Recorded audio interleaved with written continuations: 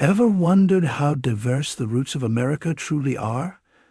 Ever thought about the intermingling of Native American and Negro populations during colonial times? We often view history through a narrow lens, but the reality is far more complex and intertwined. Consider this. During colonial times, the intermixing between Native American and Negro populations was so vast that it blurred the lines of distinction. Indian reservations in states like Virginia, Georgia, and Alabama, among others, became virtually indistinguishable from the Negro populations in the South. This intermixture, vibrant and profound, has left an indelible mark on the cultural fabric of America. Yet, it remains an unseen aspect of our shared history, often overlooked in mainstream narratives. But don't just take our word for it. Let's delve into this often overlooked part of history and see what experts have discovered. Hold on to your seats as we embark on this fascinating journey through the unseen intermixture of America's past. First off, let's hear from Melville J. Herskovits, a renowned American anthropologist. Born in the late 19th century, Herskovits made significant contributions to the field of African studies, particularly through his extensive fieldwork in West and Central Africa. His research and observations played a crucial role in reshaping the Western understanding of African cultures. But Herskovits didn't just limit his studies to Africa. He also turned his scholarly gaze to the Americas, where he noticed a significant intermixture between Native American and Negro populations. According to Herskovits, this mingling was so substantial that he boldly stated, "The Indian has not disappeared from the land, but is now a part of the Negro population of the United States," a statement that challenges common perceptions and demands a deeper exploration of America's complex racial history.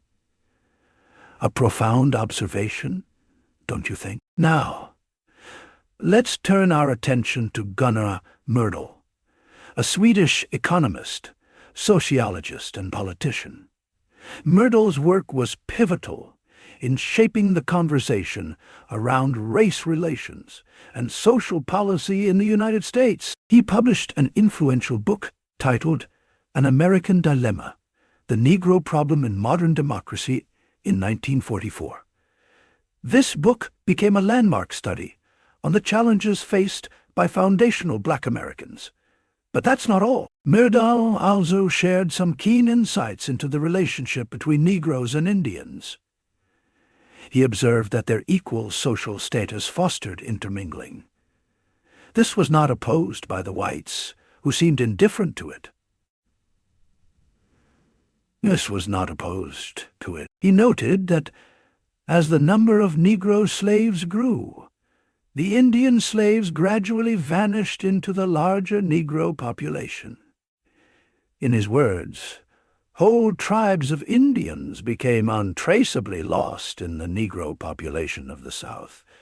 Quite a revelation, isn't it? And lastly, let's consider the contributions of Jack D. Forbes, a Native American scholar and activist, distinguished for his profound contributions to Native American studies and environmentalism.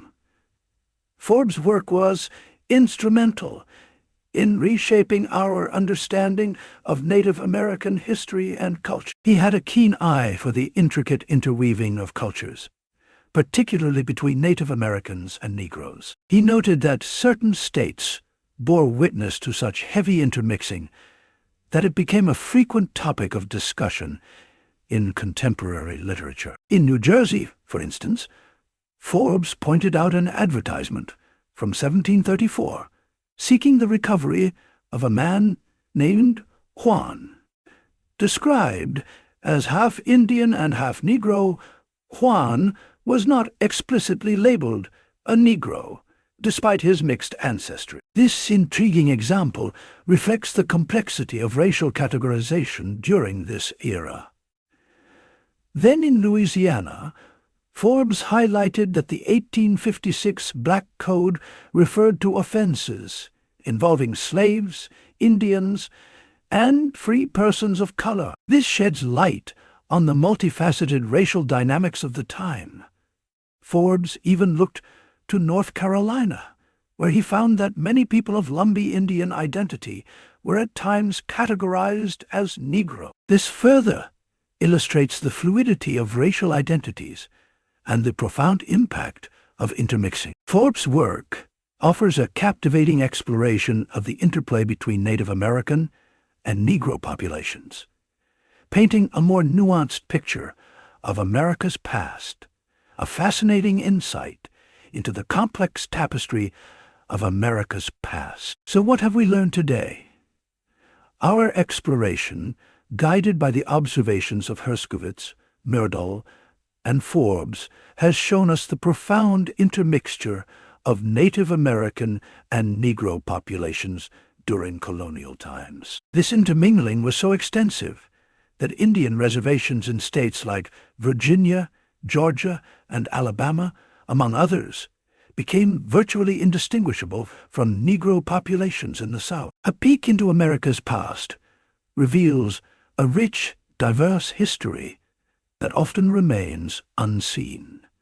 If this glimpse into the past has captured your imagination, smash that like button, and don't forget to subscribe for more adventures into the unknown. Lastly, for more information about the names and subjects mentioned in this video, get your copy of the Amazon best-selling book series 19 White Men Who Admitted There Were Indigenous Black People in the Americas, and 13 Black Scholars Who Admitted There Were Black People in the Americas Before Columbus, by Chase McGee.